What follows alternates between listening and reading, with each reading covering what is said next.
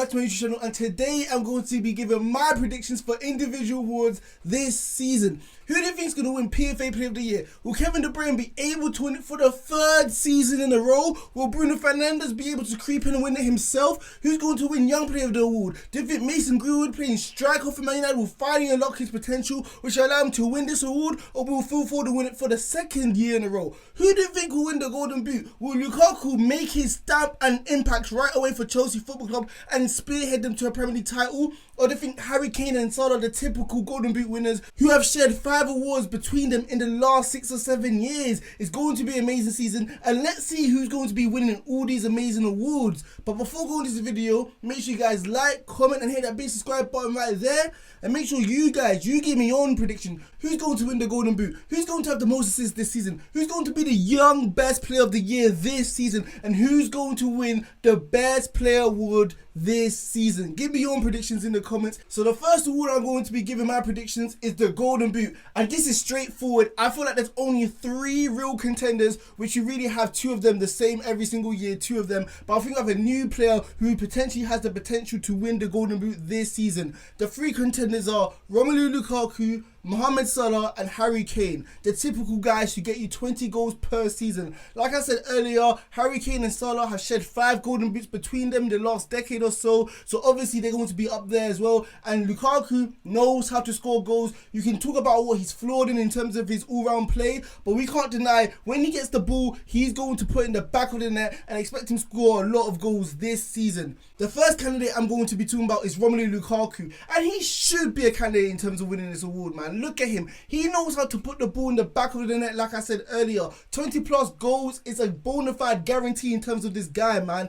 He's going to have Havertz, Mount, Ziyech. These guys know how to create chances. These guys created so many chances last season for Werner, but he couldn't tuck them away. So imagine Romelu Lukaku, a bona fide goal scorer. He's going to tuck these chances away, and he knows how to find the goal. Also, Conte played a 3-4-3 formation similar to Tuchel, so I know they play different styles in terms of formation. Tuchel's more possession based while Conte plays more defensive. However, it's kind of the same in terms of the fullbacks, wing-backs pushing forward in Marcus Alonso and whoever plays on the right wing-back as Hudson-Odoi or even Reece James. So he's going to have the same service, the same supply, getting those crosses in, and he's going to be able to score goals, whether it's using his head, whether it's running into near post, or even like those creative midfielders in and around him between the lines like Havertz and Ziyech, supplying him those through balls. He's going to have chance after chance to score goals. However, I don't think he's actually going to win this award, because although he's going to score so many goals for Chelsea, I don't know if he's going to be able to start every single game this season. Because we saw last season, Chelsea didn't really rely on Romelu Lukaku. They didn't really need an out-and-out striker because they won the Champions League.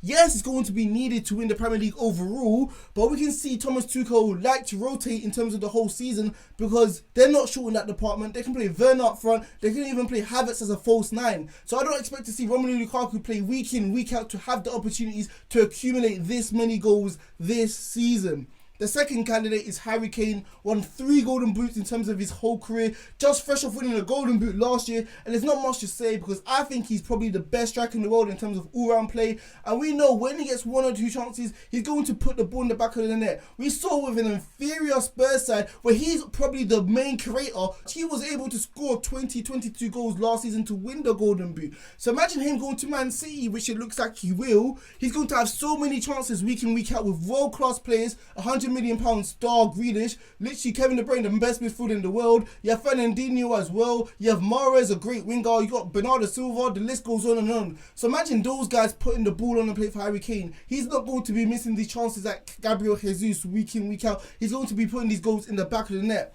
But the same worry, just like Romelu Lukaku, we know Pep Guardiola loves to rotate his squad. He doesn't want to put emphasis on one player and run them into the ground like we know Ole Gunnar Solskjaer and Mikel Arteta like to do. So obviously Harry Kane might not have the chances. And they just won the Premier League with a false 9 last season. People are saying they need a striker, which I do agree. But they don't need a striker to win against the smaller side. So we might see Harry Kane rested for the more important games like the Champions League games, which Man City have not won in terms of the whole entire club history. So this brings me to my actual favourite, who's actually going to win this award, and it's Mohamed Salah, the guy who scored the most goals in a Premier League single season, 32 goals 3 or 4 years ago, and who just won the Golden Boot 2 or 3 years ago as well. He's won 2 Golden Boots in his career. He knows how to find the back of the net, and although he's not as clinical as Harry Kane, he sure will get the chances from Robertson and Trent Alexander-Arnold, who are not going to be living paranoid to defend more than going forward, because we finally got Van Dyke back, so these guys can literally go forward and create chances for Mohamed Salah.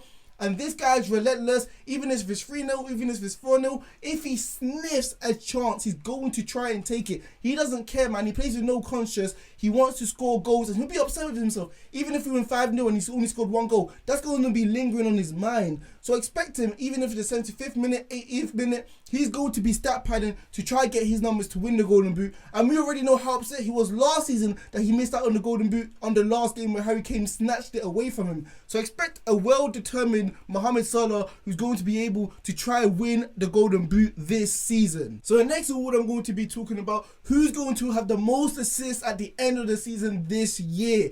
And to be honest, there's so many contenders, because we know there's so many creative, great midfielders and defenders in this league who can actually win this award. Trent Alexander-Arnold's going to have a bounce back year compared to last year. We know how he's accumulated 12 assists in his last 2 or 3 seasons. This guy knows how to go forward and cross the ball to give to the likes of the clinical players like Salah and Mane to finish off the food. Other players like Paul Pogba, who accumulated 4 assists on his opening game. So expect him to feature in this race. However, I don't feel like these two are going to be in the race this season, because Trent Alexander-Arnold is going to be focused on more defensive responsibilities, whereas other creative midfielders are going to have the license to focus on primarily creating chances for the front men. And Paul Pogba, I don't know if he's going to play as a left winger most of the season in the final third to really hurt teams to get those assists. We know Ole Gunnar Solskjaer likes Marcus Rashford, favours him on that side. So when he comes back from that shoulder injury, expect Paul Pogba to drop into a deeper role, which means he'll get the assist before the actual assist himself, which will lose him the numbers to actually win the assist award. So the 2 main contenders I think are Bruno Fernandez. This guy's a statistical monster, a statistical beast, man. Even if you guys don't think he's as great as Kevin De Bruyne or other midfielders in this league, even Paul Pogba, we cannot deny that his numbers speaks volumes of how much of an impact he has on the game. And let's not expect this to slow down this season. This guy accumulated 12 assists last season, second most in the league that season, only behind Harry Kane, who we can tell he's not going to be up there near about this season in terms of creating chances for his teammates, because Man City are going to use him in a different role if he moves to that club. Plus he's missing game time, so he's not going to have that many opportunities that Bruno Fernandez does every single game to create chances. But Bruno Fernandez, he tries to make the impossible possible. The outrageous passes he tries to do, yes, it does look silly sometimes, but this guy has no conscience, and he's going to try them every single game until it works out and it creates a chance. Obviously, players like Greenwood's clinical, other forward players who get goals as well, Pogba, Sancho, who always gets double digits in the Bundesliga, so let's expect that to continue. Rashford, who scored 15-16 goals last season. So yeah, Bruno Fernandes has goal scorers around him, so even if he does create chances, it's not like he's relying on a Werner to tuck them away, so he's going to have these chances to accumulate this many numbers. Also, we know Ole Gunnar Solskjaer loves to run Bruno Fernandes into the ground. I think he played 50 games last season, 50 plus games for Man United last season, not including the Euros. This guy's going to have enough game time, and we know Man United do not function without him. Everything goes through him, so he's going to have so many chances in and around the box to create chances for his great teammates. The other player who I think has a great chance is Kevin De Bruyne. Obviously the best midfielder in the world. He won the award, 2 seasons ago, equaling Thierry Henry's record of 20 assists in a season. So let's not expect this to slow down. Although he finished last season, 3rd? He was injured, so let's not doubt this man. He was injured and he still finished 3rd. So let's not doubt Kevin De Bruyne's brilliance. We know his precise passing. He knows how to thread a ball through the eye of a needle. This guy on that right hand side knows how to whip crosses to put in a plate for players like Sterling, which we've seen so many times in the past. So imagine like a clinical striker like Harry Kane tucking them in a way. He's going to create so many chances for other players in and around the box to tuck in easy chances. So the next category I'm going to be talking about who's going to win the best young player of the world this season, and I think it's has to come from a top 6 side, because we know that even if they accumulate such great numbers, they won't vote for him. The players won't vote for him. We saw with Harry Kane last season. Even though people say he deserved it, he was nowhere near winning that award because Tottenham finished 7th. So even if players like Bukayo Saka have a great season,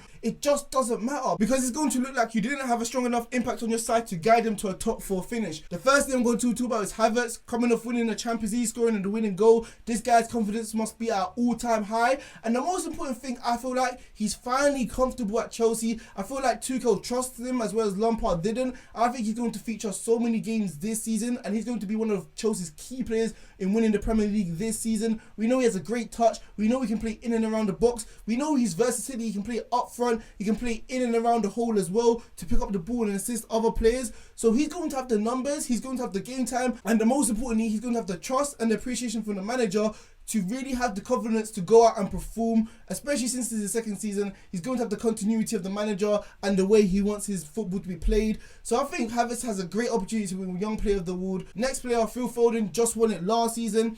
The only doubt I have is because Jack Grealish is coming in £100 million.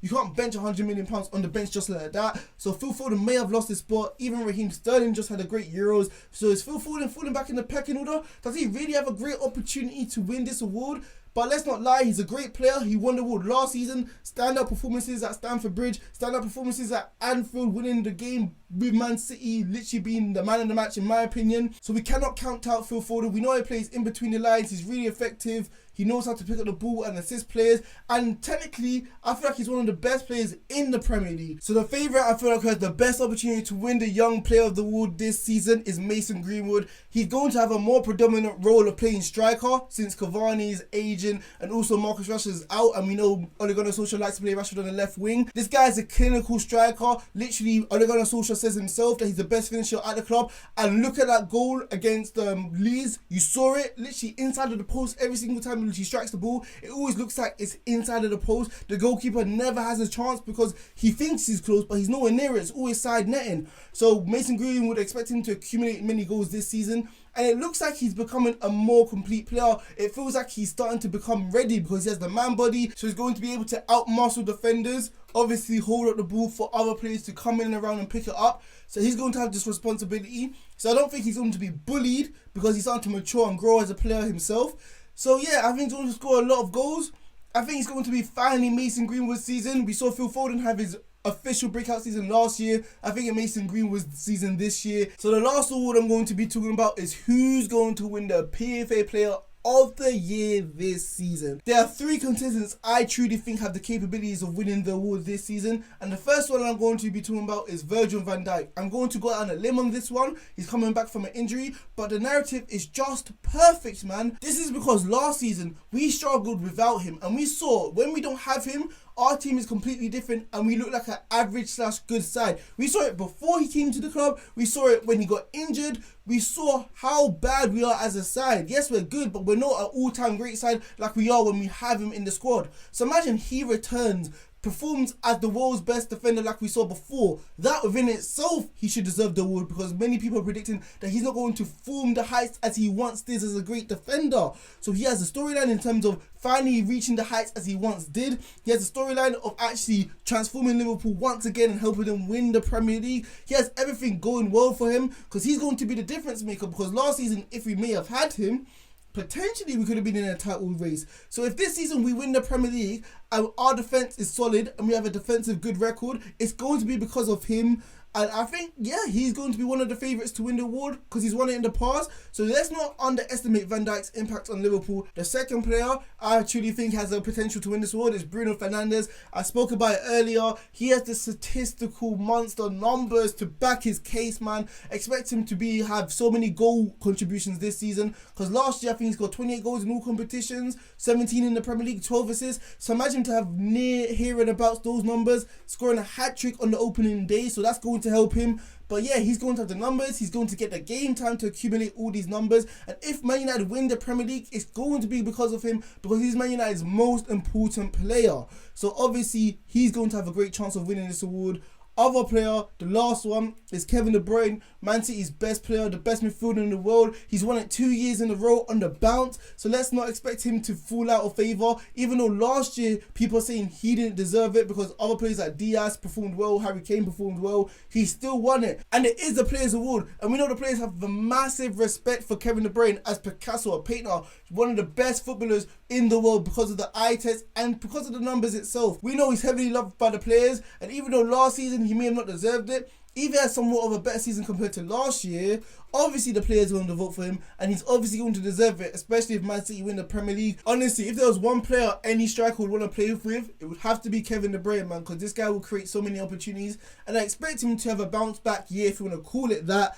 And I think he'll get the numbers, man, and I think Man City will win the league. So that's why I think Kevin De Bruyne will actually win the PFA Player of the Award this year.